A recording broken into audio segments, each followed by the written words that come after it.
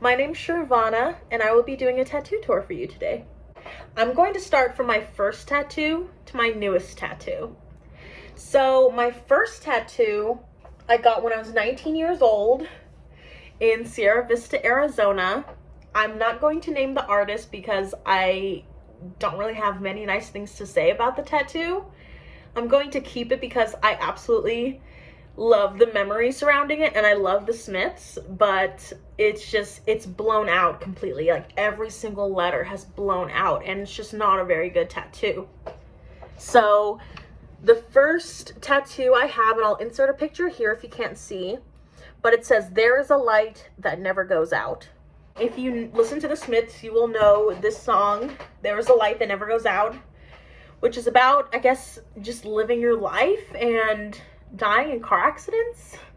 So not a very uplifting song, but I love the meaning. I love the meaning, like the eternal soul. Like there's a light that never goes out, and the light that never goes out is your eternal soul. So I just really love that. Second tattoo I got was by the same artist. I don't know why I went back to them. I really don't know why, but I did. I made some mistakes. So as you can see here, it is a boy looking at an animal and the animal is looking back at him. It's a picture of Gordy from Stand By Me, and it's the deer scene where anyone can look it up. Anyone can just look up Stand By Me deer scene. It's when Gordy, he states in the movie that he has never told anyone about this moment, and he's telling the audience about it now because it's such a beautiful moment for him, where he's sitting in the forest near the end of the movie contemplating, you know, just his childhood and talking about life and death. And he sees this deer, and the deer stops and the deer looks back at him. And I just think it's a beautiful piece on nature and on youth and childhood. And it's just overall, Stand By Me is one of my favorite movies, and it always will be. So I wanted to get a tattoo that would commemorate my childhood. My next tattoo that I got, I wonder if you could see it from here. It is based on some of my favorite song lyrics by a band named Foreign Fields. So the lines go, "From her hands I caught a glimpse of the river's end. The sea is dark for her hand on the river bend." Don't really know what that means, but I just loved how sure of itself the song was. The song was very sure of itself, and at a point in my life where I wasn't very sure of who I was. And I just love the reassuringness in that it's gonna be okay. Now, this tattoo I got by Andy McHale in Tucson. I would tag his Instagram, but he doesn't seem to have an Instagram anymore. I just asked Andy if he could do a tattoo of maybe two hands cupping water and water coming out. And he came up with this tattoo, and I just gotta say, it's badass. He did such a good job with what I gave him, because I am not really good at explaining tattoos. The next tattoo I got is by Kitt Kaufman in Phoenix, Arizona. It's actually a Phoebe Bridgers tattoo. It is a tattoo of the song Smoke Signals. It's based on the lines, "I buried a hatchet, it's coming up lavender."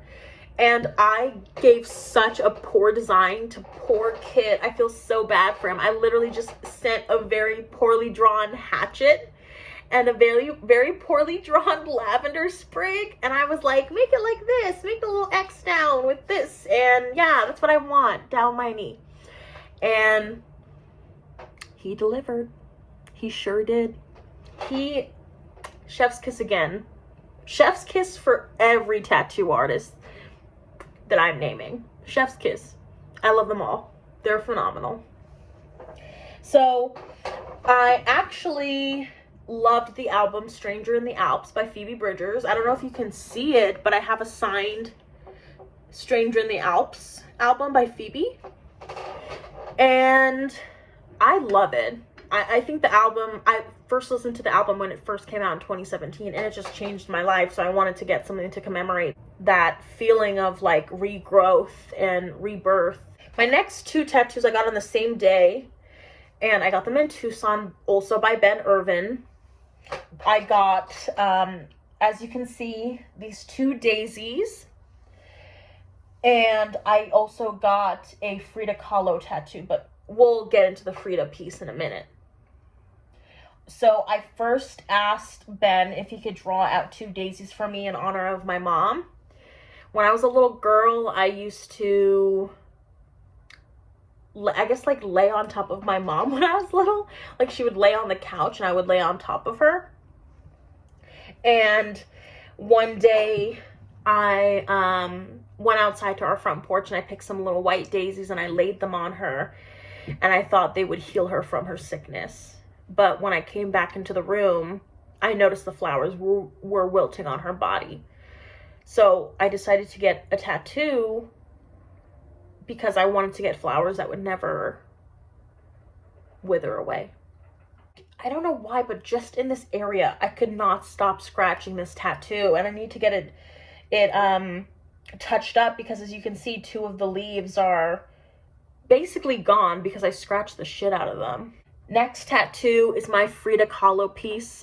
I am a huge Frida Kahlo fan, and not just like, oh, I love Frida Kahlo. Like, I know so much about her. I went to her exhibit in Phoenix a few years ago, and I love everything about her.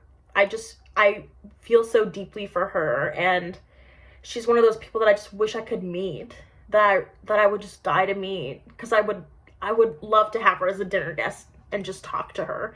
Like, ignore Diego, just talk to Frida. It'll be a good time, you know. I get to carry Frida with me for the rest of my life, which makes me so happy. My next tattoo that I got is this Matilda tattoo, another movie reference. We have a lot of movie references here and a lot of TV show references. So as you can see, it's the wagon, the red wagon that Matilda carried at the beginning of the movie. It says the words, "You are not alone." And I actually got this as a kind of like a present to myself. Normally around the same time every year since I've been little, I get really depressed. But this past year, I went through that 3-month period and I didn't get depressed, and I feel like I'm getting somewhere with my mental health recovery. So I decided to get a Matilda tattoo because Matilda always brings me so much comfort and joy, and it just lets me know that magic isn't gone. Magic is there for those who can find it. My last tattoo, which was done by the amazing Alexis Kaufman, who's actually married to Kitt Kaufman. And I got this done at Rattlesnake Romance in Phoenix, Arizona.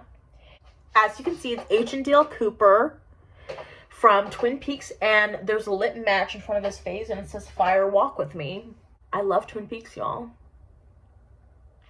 That's it.